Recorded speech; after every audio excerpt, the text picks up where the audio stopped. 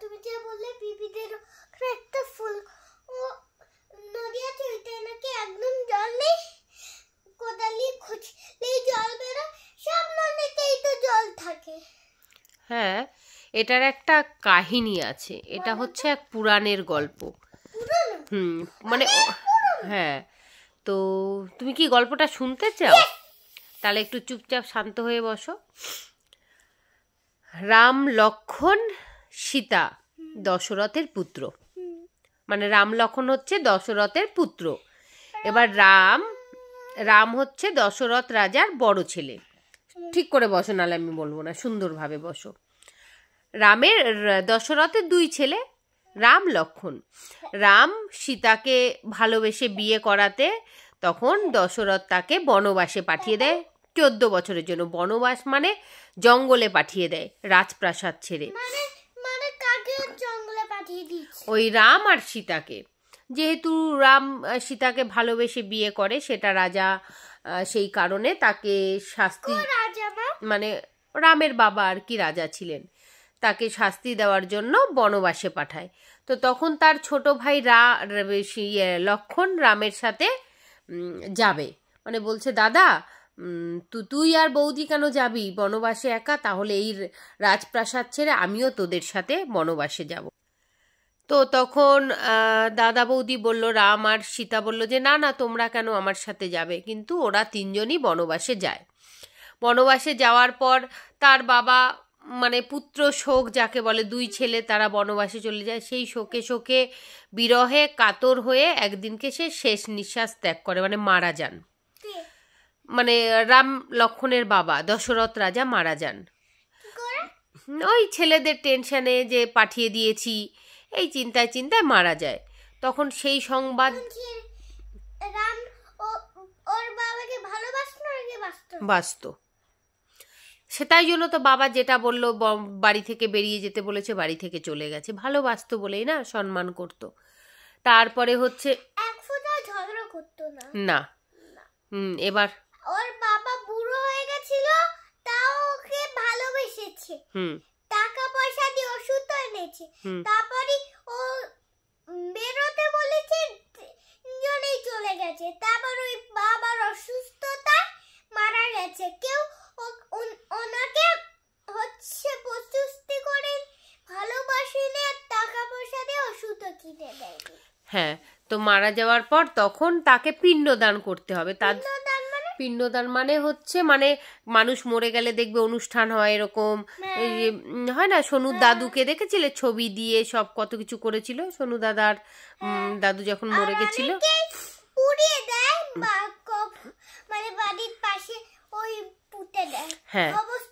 হ্যাঁ, খবরস্থান বলে। এবার সেটা হচ্ছে শুনতে পেয়ে তখন রাম, লক্ষ্মণ এবং সীতা সেই স্থানে যায় এবং পিণ্ডদানের ব্যবস্থা করে। সেটা গয়ার ফল্গু নদীতে, যেখানে পিপিদের বাড়ি। ওই ফল্গু নদীর পাড়ে পিণ্ডদান দেবে বলে এক ব্রাহ্মণকে ডাকে। সে কিছু তাদের ফর্দ দেয়, এই লাগবে। তখন রাম আর লক্ষ্মণ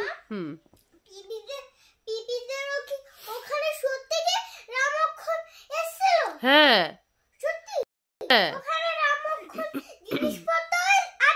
হ্যাঁ হ্যাঁ সব কিছু ওখানে আছে, দেখতে পাবে। তো আমি একবার পিপিদের ওই নদীতে গিয়ে দেখবো রামক্ষণ জিনিসপত্রগুলো আছে নাকি, আর রামক্ষণের বাবা কিরকম ছিল, বাবার ছবিটা আছে নাকি। হ্যাঁ, এবার গল্পটা শোনো। তখন ব্রাহ্মণের ফর্দ অনুযায়ী রাম আর লক্ষ্মণ বাজার আনতে যায়। তো মানে ওই যা যা লাগবে আর কি, ব্রাহ্মণ বলে না, যেমন আমরা পুজো করি এই লাগবে, সেই লাগবে, ওই সব আনতে যায়। আর সীতা তখন ফল্গু নদীর পাড়েই বসে থাকে। তখন দশরথ আসে আর কি, মানে শ্বশুরের বেশ ধরে আসে, এসে বলছে তুমি আমাকে এরকম বালির পিণ্ড দান করো, আমি খুব ক্ষুধার্ত। আর তুমি, মানে ওটা আর কি কথায় বলেছে বালির পিণ্ড, মানে পিণ্ডটা ওরকম বালির ওখানে দান করতে বলেছে, বুঝেছো? হ্যাঁ হ্যাঁ। এবার যখন পিণ্ড দান করার কথা বলছে না, এটা কি করে হয়, আপনার তো দুই ছেলে আছে শ্বশুরমশাই। এটা বলে না, আমি তোমাকে রামের জায়গা দিই, মানে আমার বড় ছেলেকে যেই জায়গা তোমার সেই জায়গা, তুমি যদি আমাকে পিণ্ডদান করো তাহলে আমি মহাস্বর্গে প্রস্থান করতে পারবো, মানে পৌঁছতে পারবো। ও মা গো, ঘুম পেয়ে গেছে, এখন বাজে রাত 1টা। তো বলার পর তখন সীতা অনেক কিছু ভেবে বলল, তাহলে আমি কয়েকজনকে সাক্ষী রাখি, না হলে সাক্ষী মানে তাদের সামনে করলে, ধরো তোমার সামনে তুমি বললে না, দেখো মা রীতিশাকে জিজ্ঞেস করো আমি করেছি কিনা, এটা হচ্ছে সাক্ষী। তো মানে ধরো তুমি একটা কাজ করলে, রীতিশা দেখলো, আমি বললাম না পটাশ তুই এই কাজটা করিসনি, তুমি বললে না মা তুমি রীতিশাকে জিজ্ঞেস করো আমি করেছি, এটাকে বলে সাক্ষী। বুঝতে পেরেছো? মানে তোমার হয়ে কথা বলবে। তো সেই রকমও 5 জনকে সাক্ষী রাখে। এক হচ্ছে গাভী মানে গরু, তুলসী গাছ, ব্রাহ্মণ, বট গাছ আর ফল্গু নদী। এই 5 জনকে সাক্ষী রেখে পিণ্ডদান করে, এবং কি শ্বশুরমশাই রথে করে সেই স্বর্গতে মানে চলে যায়। যাই হোক, পিণ্ডদান করা হয়ে যাওয়ার পর রাম লক্ষ্মণ আসে। পিণ্ডদান মানে তোমাকে আমি দেখাবো, যখন গয়ায় যাব পিপিদের বাড়ি, দিদির পরীক্ষা হয়ে গেলে তখন তোমাকে দেখাবো কিভাবে পিণ্ডদান করছে সবাই। ঠিক আছে? যাদের মা বাবা মারা যায় তারা ওখানে গিয়ে পিণ্ডদান করে। পিণ্ডদান মানে আমি বলছি তো, পুড়িয়ে না, ওটা একটা অন্য পন্থা আছে, আমি তোমায় পরে বলছি ওটা পিণ্ডদান কি। মনে পড়েছে, পিণ্ডদান মানে এটা, মানে কেউ যখন মারা যায় পচে থতে হাড্ডি বেরিয়ে যায়, তো সেই হাড্ডিগুলো মিক্স করে তারপর গুঁড়ো বানায়, তারপর জল বানিয়ে পরিবারের কাছে পাঠিয়ে দেয়। না ওটা নয়, পিণ্ডদান মানে সেই মানুষটা যখন স্বর্গলোকে চলে যায়, তো তার আত্মা তো কিছু খেতে চায়, তার আত্মার সম্বন্ধে এরকম আমরা তার নাম করে আমরা ওই ফল্গু নদীর জল নিয়ে ওই একটা বিষ্ণুপদ বলে একটা জায়গা আছে, ওখানে তার নামে খাবারটা দিলে তার কাছে পৌঁছে যায়, এটাকে বলে পিণ্ডদান। তো যাই হোক, তখন রামের জিনিসপত্র, রামের বাবার ওই ছবি মালা সব কিছু আছে, আর রামের কাপড়ও আছে। সব তোমায় দেখাবো গেলে। তারপর গল্পটা শোনো, তারপরে আমি তোমায় বলছি। তারপরে তো পিপিদের বাড়ির কাছে বললাম তো। তারপরে যখন রাম লক্ষ্মণ এলো, রাম লক্ষ্মণকে সীতা বলল এরকম তোমার কি হতো আগে তখন রাজা ওই পরিবারগুলো, ঠাকুরের পরিবারগুলো ছিল না, তখন কি হতো ওই নদীটা নিয়ে? বলছি তোমাকে, গল্পটা আগে বলে নি তারপর বলছি। গল্পটা পরে বলবে। নদীতে কিছুই হতো না, নদীটা ওরকমই থাকতো, ঘাস ফাস ছিল। এখন নদীটায় অনেক লোক যায়। তো তখন রাম লক্ষ্মণকে সীতা বলল যে আমি তোমার বাবার পিণ্ড দিয়েছি, এরকম এরকম তোমার বাবা আমাকে এই বলেছিল। হাই উঠেই যাচ্ছে। এখন বাজে রাত 1:30, তো পটাশ এখনো গল্প শুনছে। গল্পটা শুনতে কি তোমার ভালো লাগছে? তো যখন পিণ্ড দিয়েছে রাম লক্ষ্মণ বিশ্বাস করতে চাইলো না, তখন বলছে না তুমি মিথ্যে কথা বলছো, মানে অবাস্তব লাগছে, তুমি কেন পিণ্ড দেবে, আমরা সব কিছু আনতে গেছি, হঠাৎ করে বাবা এসে তোমাকে বলল তুমি পিণ্ড দেবে, একটা অবিশ্বাস্য কথা। মানে বাবা মারা গেছে কিন্তু তার আত্মাটা এসে বলেছে। তখন বলছে না আমি এরকম এরকম 5 জনকে আমি সাক্ষী রেখেছি, তাদের কাছে নিয়ে যায়। যখন নিয়ে যায়, প্রথমে নিয়ে যায় ব্রাহ্মণের কাছে। ব্রাহ্মণকে যখন জিজ্ঞেস করে, ব্রাহ্মণ বলে না ও পিণ্ড দেয়নি। তখন ব্রাহ্মণকে অভিশাপ দিয়েছিল যে তুমি আজকে পিণ্ড কি করে দিয়েছে সব কথা খুলে বলে। হ্যাঁ, মানে এই সেই করেছে তোমার ছেলে, কিছু সে ফুলদানি তোমার ছবি এরকম করে নিয়ে আসে। হ্যাঁ, তারপর সেই ব্রাহ্মণ মিথ্যে কথা বলে। কোন ব্রাহ্মণ? ব্রাহ্মণকে তো সাক্ষী রেখেছিল। ব্রাহ্মণকে যখন বলে যে ব্রাহ্মণ আমি তো পুরোহিত, আমি তো বাবার পিণ্ড দিয়েছি, মানে রাম লক্ষ্মণ, তখন পুরোহিত মিথ্যে বলেছে, না তো তুমি দাওনি। তখন রাম লক্ষ্মণ বলছে এত বড় মিথ্যে কথা। তখন সীতা ওই মানে বাবাটা মিথ্যে বলেছে। হ্যাঁ, মানে সত্যি কি রাম লক্ষ্মণ দিয়েছিল, ওই বউটা কি দিয়েছিল? হ্যাঁ, সত্যি পিণ্ড দিয়েছিল ওর বাবাকে। তোমাকে গেলে, গয়ায় গেলে আমি তোমাকে দেখাবো এটা।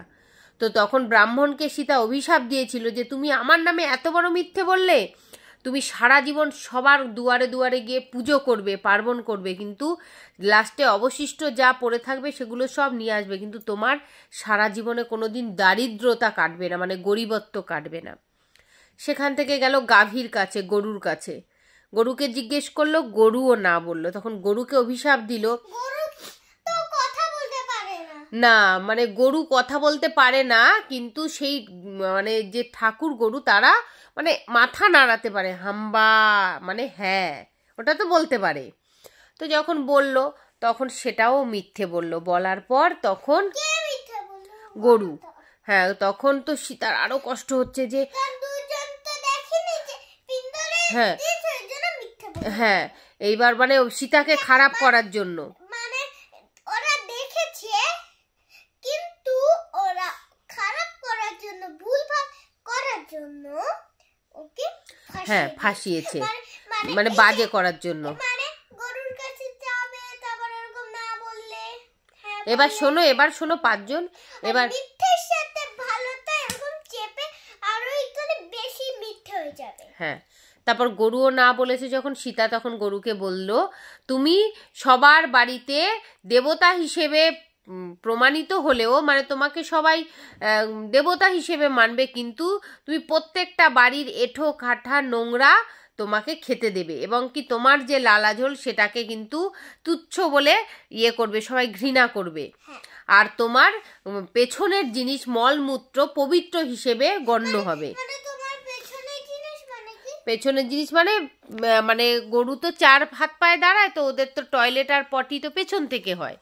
তো দেখবে কোনো ভালো কাজে, শুভ কাজে গোবর দিয়ে নাতা দেওয়া হয়, গরু যে টয়লেট করে সেটা ছিটিয়ে শুদ্ধ করা হয়। তারপরে গেল তুলসীর কাছে, তুলসীকে জিজ্ঞেস করলো, তুলসী গাছ, হ্যাঁ তুলসী গাছে এরকম হাওয়া মাথা নাড়তে পারে।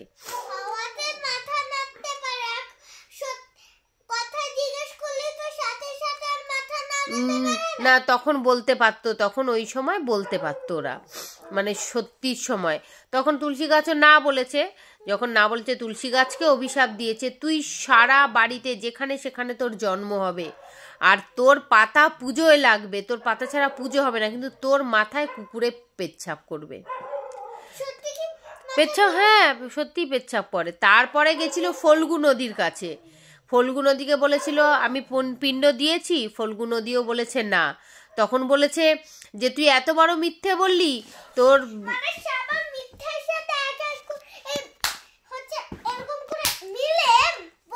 বড় মিথ্যে তৈরি হয়েছে। হ্যাঁ, তখন ফল্গু নদীকে অভিশাপ দিয়েছে, তোর বুক শুকিয়ে যাবে, তুই জীবনে কোনোদিন তোর বুকে জল থাকবে না, আর তোর জল ছাড়া কোনোদিন পিণ্ড হবে না, কিন্তু তোর বুক চিরে তবে সেই জল বার করতে হবে, তোর বুক সারা জীবন শুকনো থাকবে। তারপরে বটবৃক্ষর কাছে গেছিল, একমাত্র বটবৃক্ষ সত্যি কথা বলেছিল, বটবৃক্ষ বলেছিল হ্যাঁ পিণ্ড দিয়েছে। তখন বটবৃক্ষকেও মানে কি বলবো আশীর্বাদ দিয়েছিল, না আশীর্বাদ দিয়েছিল, আশীর্বাদ দিয়ে ওকে বলেছিল তোমার দীর্ঘায়ু হও, তোমার অনেক জীবন তোমার আয়ু হবে, এবং তোমার গাছের তলায় এসে সবাই শান্তি পাবে, কেউ এসে বসবে, এবং তোমার ফল পাখিদের খাবার হিসেবে প্রমাণ হবে। হ্যাঁ হ্যাঁ, ওই জন্য গাছও কথা বলতে পারে, তোমাকে দেখাবো। ওই যখন ইয়েতে যাব, তোমাকে গয়ায় নিয়ে যাব, তখন দেখবে। তো এই হলো সীতার কাহিনী, ওটা তোমাকে গয়ায় গেলেই দেখাবো। আজকে এই অবধি, পরের নেক্সট গল্পতে আবার বলবো কি করে গাছ কথা বলে, তোমাকে সব দেখাবো সব।